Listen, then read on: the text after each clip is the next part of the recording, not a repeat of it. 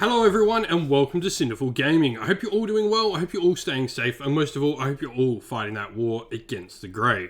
Today's video, we're going to talk Kharadron Overlords, because if you haven't seen it, Kharadron Overlords will be next month's Tome Celestial update.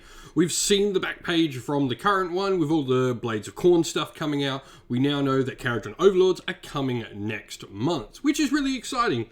And so I thought I'd put together a little video. Let's talk about 4 different sort of subjects that I think need to be addressed in the Kharadron Overlords update. Now, we of course in this are going to, I guess, take everything that at face value of how some of these updates go. Some of them are amazing, like the Beasts of Chaos update that really did change the fortunes of the army. However, I look at Beasts of Chaos and how they got changed. Beasts of Chaos had something going for them, which was definitely numbers on the table. They had that, and then because they've got that, just some little buffs to power increasingly gave all those multiple units they have on the table the ability to be more powerful. While we compare that to the more recent one of the Blades of Khorne, which we've got a video up for if you'd like to, which is narratively really cool, it definitely needs some work. But Blades of Khorne generally don't have the numbers, and they don't generally have a lot of very techie sort of war scrolls like some other armies do that have received these updates, so they can't make as good a use of smaller updates. In fact, they needed a larger update. And so Kharadron Overlords are in a little bit of an interesting spot because they are the only army that should be a true shooting army in the game, despite us having many different shooting armies within the game at the moment. But they are a very, very unique army in how they play. They are highly mobile, they don't like staying in one place at one time, and they have shooting galore. Though, not a lot of mortal wound shooting, a lot of rend. And so, in this video, we're not going to look at war scrolls because we don't believe that war scrolls get updated in these generally. We've seen very few. We've seen, marks given to some chaos cultists and the ogroids and stuff like that. And we've seen updates to terrain features, which Kharadron Overlords do not have, so we're not going to look at that. We're going to look at 4 things that we can change with this update. So let's get cracking onto it. Let's have a chat, and I'd love to hear everyone else's thoughts down below on what you would like to see from a Kharadron Overlords update in White Dwarf, remembering what these sort of give. And so, number 1, objective play. This is certainly an issue for Kharadron Overlords, and perhaps maybe their largest issue in the current edition of Warhammer Age of Sigmar, in that they just lack the ability to get objectives. And I think the change for this is simple. Allow models inside boats to count for objectives. Now, we know when they initially came out, the issue with this was that by doing such a thing, they would be able to, have a boat slightly tip and touch an objective and control it, but is that really an issue when Gargants can already do that? Not to mention that, but generally you're going to have about 10 to 15 models inside a boat. You might have 20 if you're running an ironclad and you've got some hitches and stuff like that. But the hitches don't count as being inside the boat. They're their own models, so that's fine. But the models inside, you're not going to generally have 20 models on the objective. And if the boat still counts as 1, which is what I would suggest if we're doing this, Hordes would generally still outnumber you, Gargants would still outnumber you just by touching the objective, the same way, I guess, Games Workshop were worried Kharadron Overlords inside boats might actually do this. And to add on to this, Kharadron Overlords generally can't play a Horde army themselves, so you can't sort of stack Archnaut Company into frigates and willy-nilly if you're playing in this way to try and get boats onto objectives, because it only does give you, 11 models with 10 Archnaut Company in a frigate. It's not that much, and you are paying a premium to do that, because a frigate is a rather expensive piece and tool for a Kharadron Overlords army. So I don't see an issue with this, because Kharadron can't hoard themselves, and they're also not an army that likes holding ground, and defensively, they're not the most sound army in the game. They really don't like being tied up in combat. They will die to most things. So for me, I think this is a solid change to Kharadron Overlords. I don't think it would change the game much. What this would allow them to do is allow them to really make use of that fly high ability and force your opponent to have to control objectives continuously with units and zone them out. This would create good interactive play between the two opponents.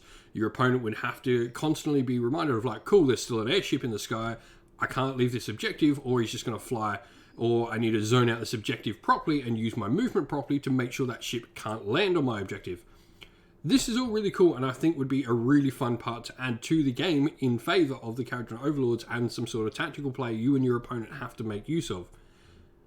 Like I said, this was originally, I think, brought in because they didn't want a boat to tip an objective, but Gargants do that anyway, and Gargants hold objectives really, really well, so what's the issue with Kharadron Overlords? I don't think it's an issue anymore.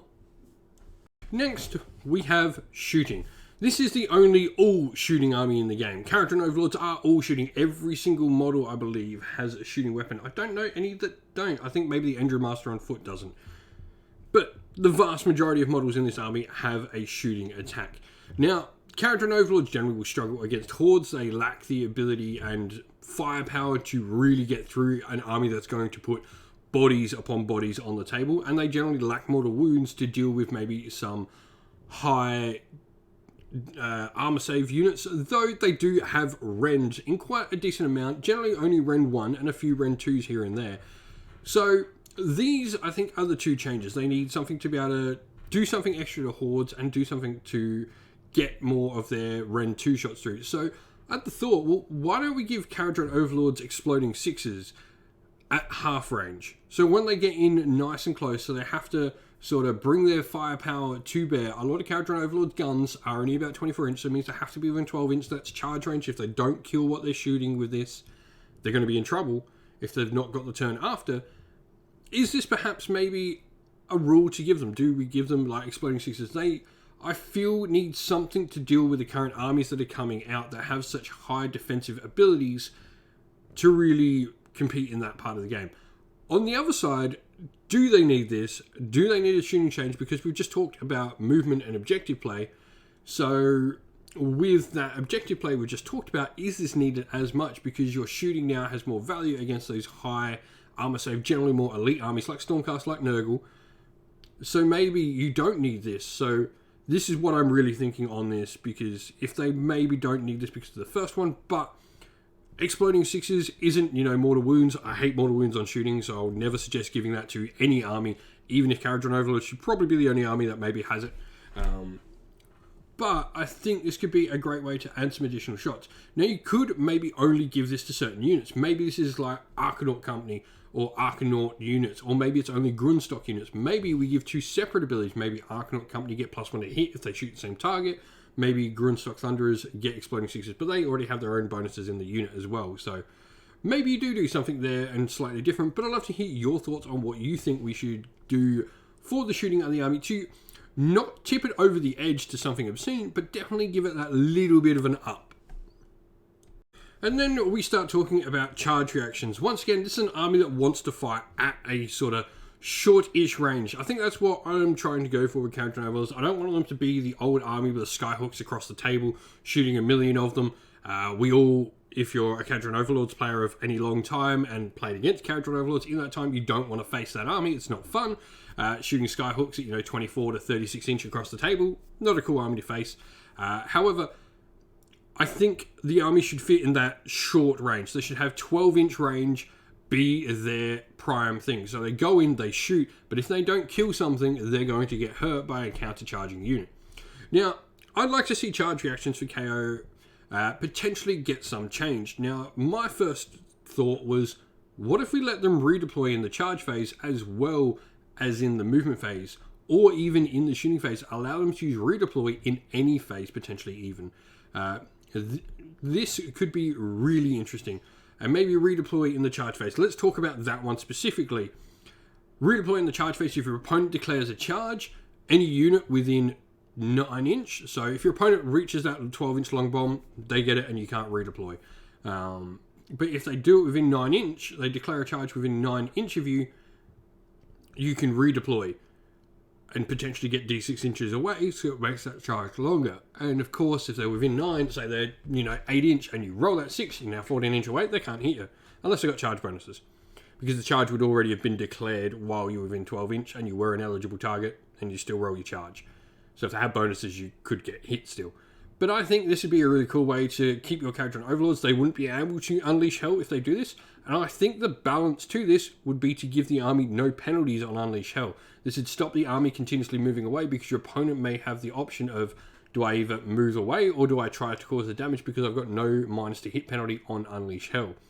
Now, maybe this is a command point for no penalties to Unleash Hell. Maybe you're already spending a command point for Unleash Hell, so maybe that is the cost that needs to be paid. There is, you're paying for the Unleash Hell. They have no penalties. Maybe they have to pay an extra one because they can receive an other command from another unit, maybe, and sort of circumvent the rules there.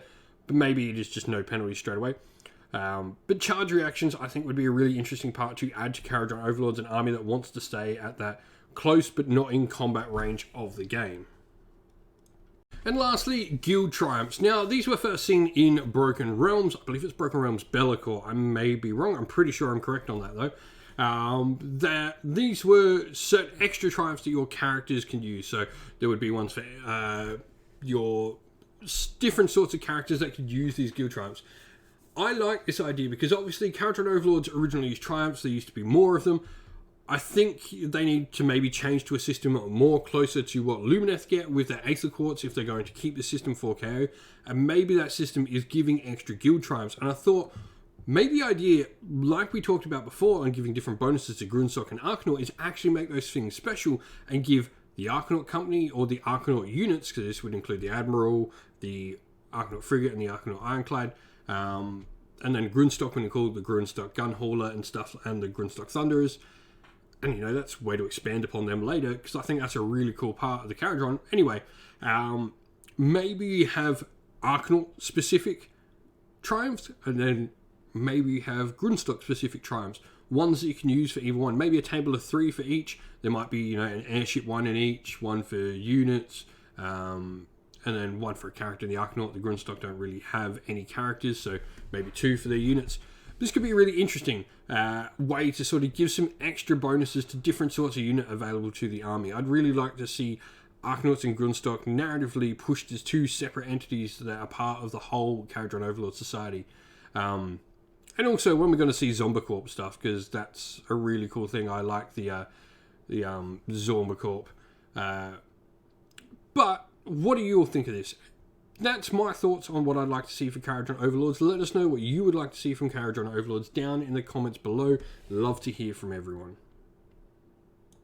Well, that's the end of the video. Thank you all for watching. We hope you enjoyed it. If you did, please don't forget to leave a like and subscribe to the channel. And while you're at it, drop us a comment down below and let us know what you enjoyed about the video.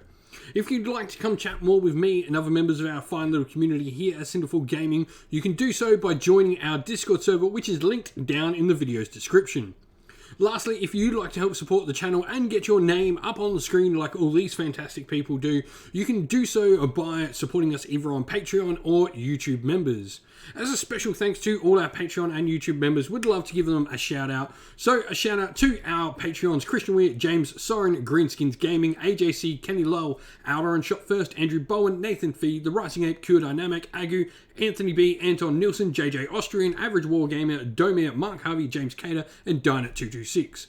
And a shout out to our YouTube members: Green Roots Gaming, Kenton Young, Chris Wallace, Ronya, Vinny, Lock Lorick, The Johnny84, David Ellsworth, Revenar, Wolfric Nick, Broken Shelf, Adriana Edwards, and Sean Scott. A special thanks as well to Lady Witchfox Art, who does all the amazing artwork for our channel, and to Xmorphic, who does all the amazing background work for our channel's Discord server as well. Thank you all for watching. Once again, everyone, stay safe, stay well, and most of all, keep fighting that war against the Grey. Ciao for now.